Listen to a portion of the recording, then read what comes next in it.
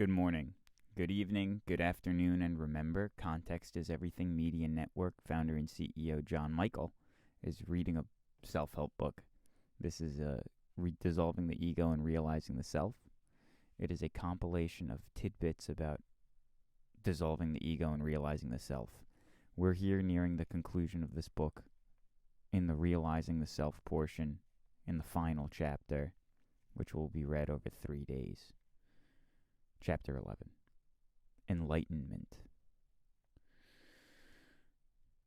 The human mind can wrestle to no avail for an understanding of enlightenment, as Dr. Hawkins points out. In actuality, enlightenment is neither a state nor a viewpoint, yet it is both, and there is no statement about it that is completely accurate. Often synonymous with self-realization, enlightenment is the non-dualistic state that begins to emerge at the level of consciousness denoted as peace. Enlightenment isn't a goal to be obtained. It is a condition that manifests when the ego mind is transcended. Enlightenment isn't an end in itself, again from Dr. Hawkins. Enlightenment is a progressive realization and does not represent a finished product or a final end or the completion of the evolution of spiritual possibility. Enlightenment is merely the emergence of truth when the obstructions to the realization of that truth have been removed. By analogy, the shining of the sun is not conditional upon the removal of the clouds. It merely becomes apparent. The term enlightenment is semantically correct. It is the recognition and realization that one's reality is the light of the self, and that it stems from within as an awareness and profound self-evident reality. To even hear of enlightenment is already the rarest of gifts. Anyone who has ever heard of enlightenment will never be satisfied with anything else. A good person is one thing, enlightenment is another. One is responsible for the effort and not the result, which is up to God and the universe. One can spend endless lifetimes studying all the religious and philosophical teachings of the world and merely end up confused and discouraged. Seek to know, not to know about. Know implies subjective experience. Know about means to accumulate facts. In the end, all facts disappear and there is none to be known.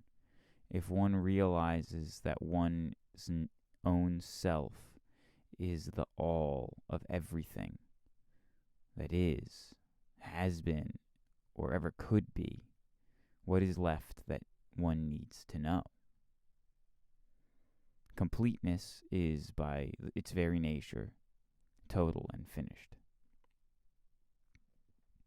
If one realizes that one's own self is all and everything that is, has been, or ever could be, what is left that one needs to know? Completeness is, by its very nature, total and finished.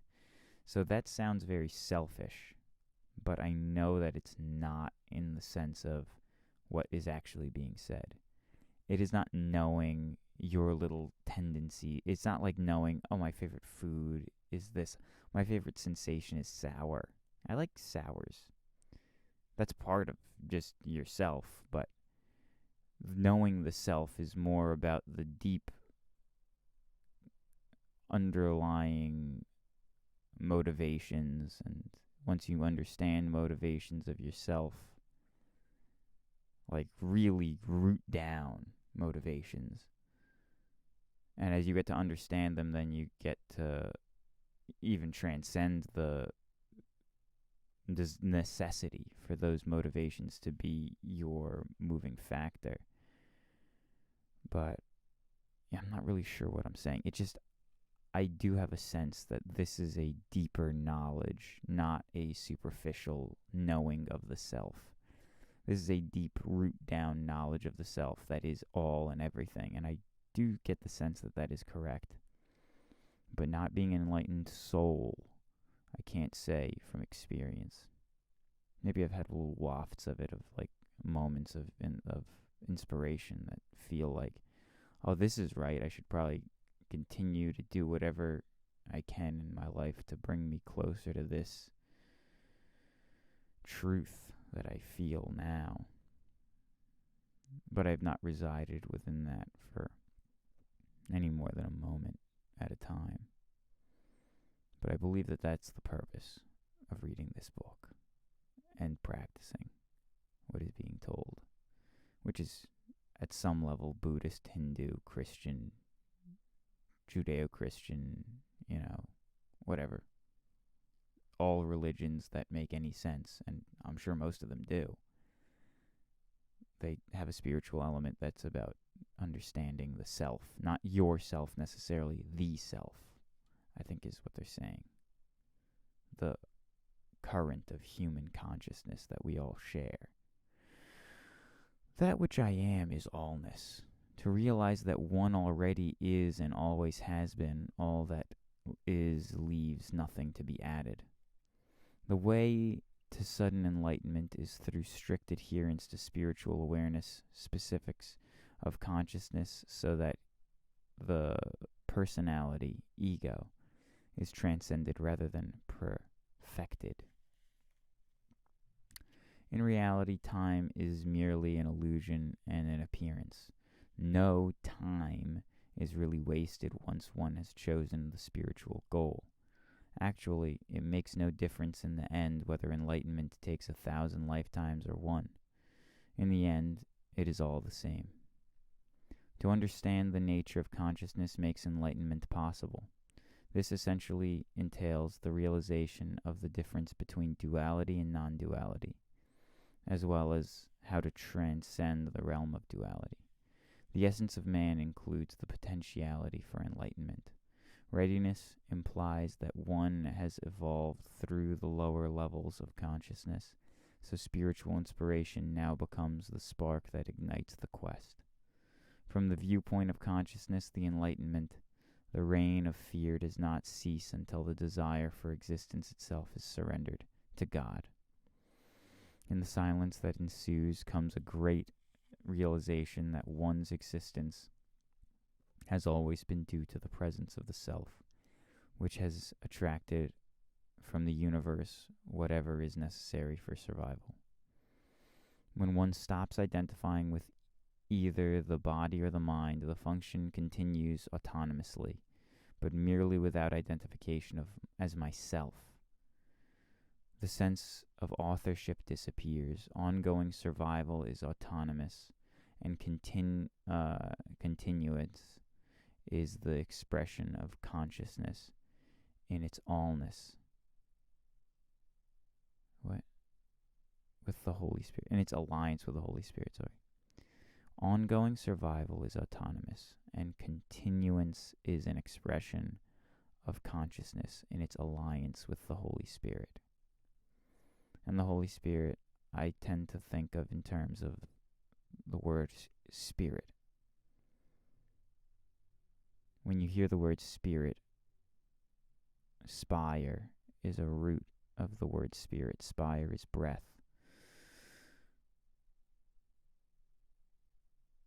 Inspiration is the breathing in of some universal knowledge that we all share. True inspiration is something that is unifying knowledge.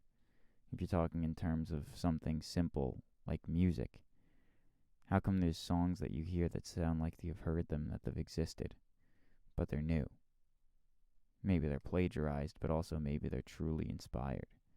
And inspired meaning not from the person's brain, but from the collective consciousness, but gathered and caught and realized through a person's actions.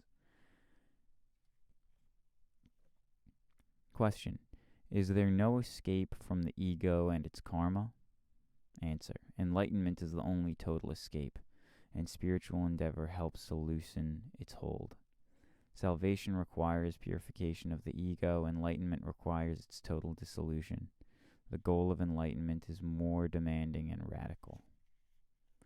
Clarify that it is not personal you who is seeking enlightenment, but an impersonal quality of consciousness that is the motivator.